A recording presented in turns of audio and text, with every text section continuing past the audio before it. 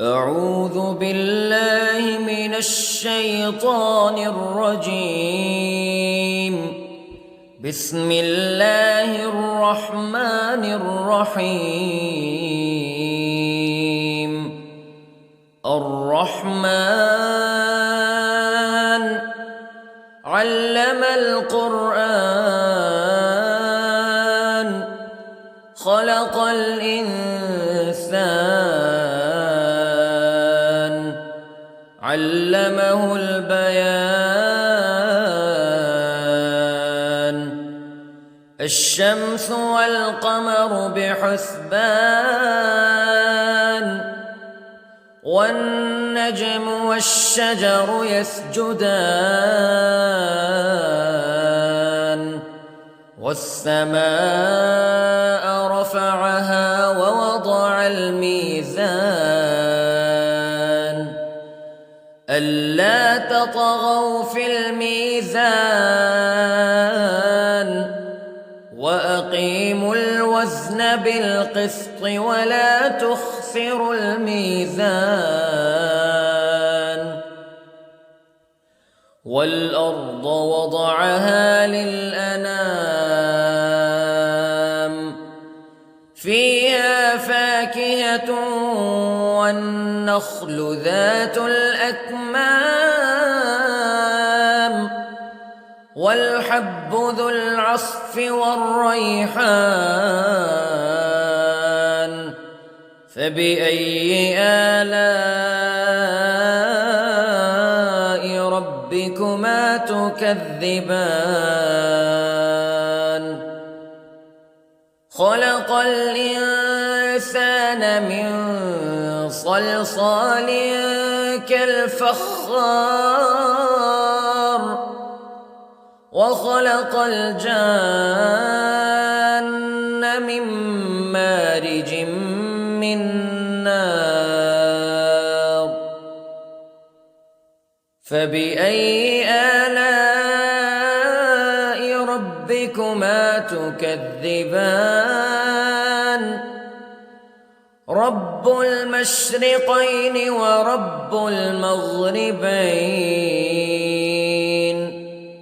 فبأي آلاء ربكما تكذبان. مرج البحرين يلتقيان بينهما برزخ لا يبغيان فبأي آلاء ربكما تكذبان.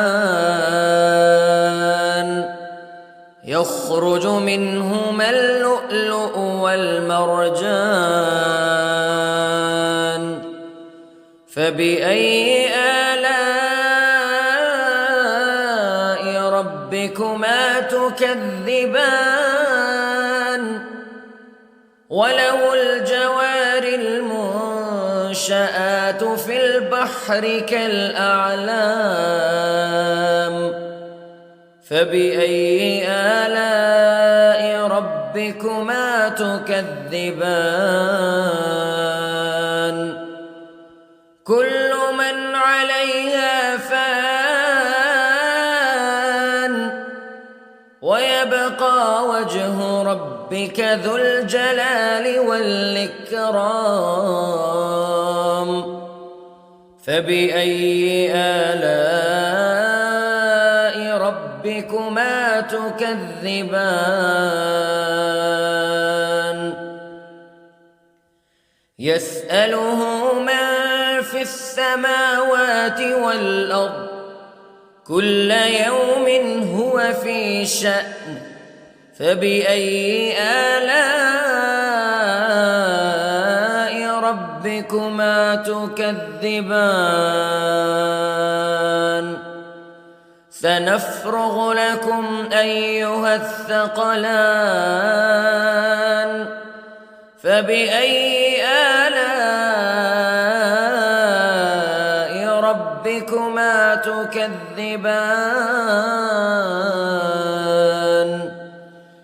يا معشر الجن والإنس استطعتم أن تنفذوا من أقطار السماوات والأرض فانفذوا لا تنفذون إلا بسلطان فبأي آلاء ربكما تكذبان يرسل عليكما شواظ من نار ونحاس فلا تنتصران فبأي آلاء ربكما تكذبان فإذا انشقت السماء فكانت وردة كالدهان فبأي آلاء ربكما تكذبان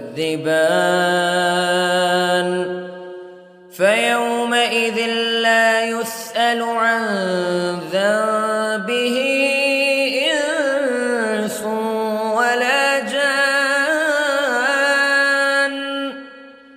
فبأي آلاء ربكما تكذبان يعرف المجرمون بسيماهم فيؤخذ بالنواصي والأقدام فبأي آلاء ربكما تكذبان هذه جهنم التي يكذب بها المجرمون يطوفون بينها وبين حميم آن فبأي آلاء ربكما تكذبان ولمن خاف مقام ربه جنتان فبأي آلاء ربكما تكذبان ذواتا أفنان فبأي آلاء ربكما تكذبان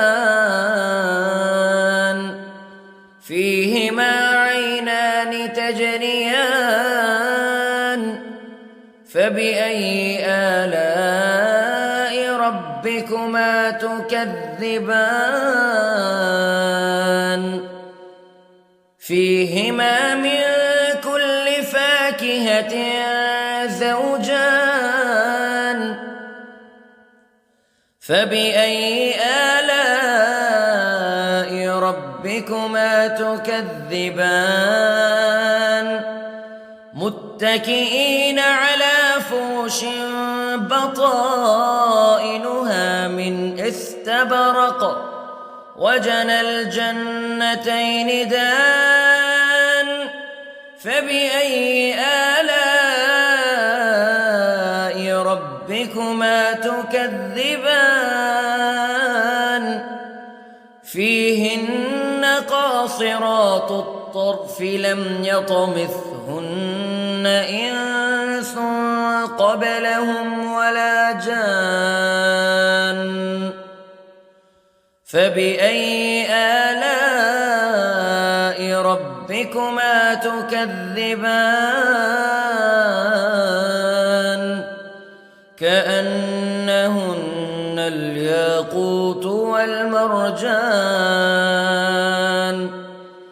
فبأي آلاء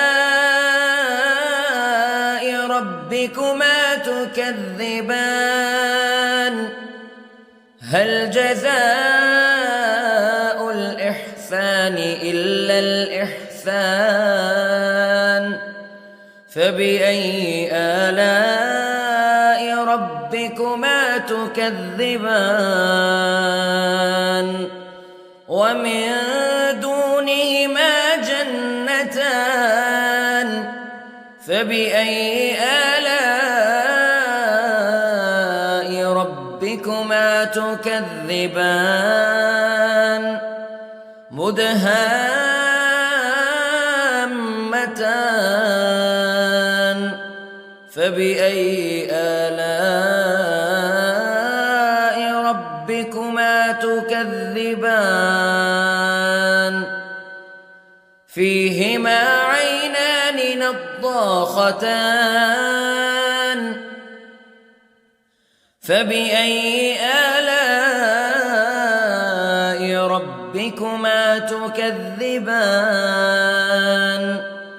فيهما فاكهة ونخل ورمان فبأي آلاء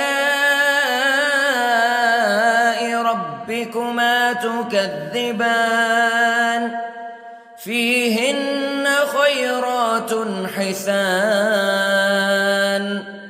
فبأي آلاء ربكما تكذبان حور مقصورات في الخيام فبأي آلاء ربكما تكذبان لم يطمثهن إنس قبلهم ولا جان فبأي آلاء ربكما تكذبان متكئين على رفرف خضر وعبقري حسان فبأي آلاء ربكما تكذبان تبارك اسم ربك ذي الجلال والإكرام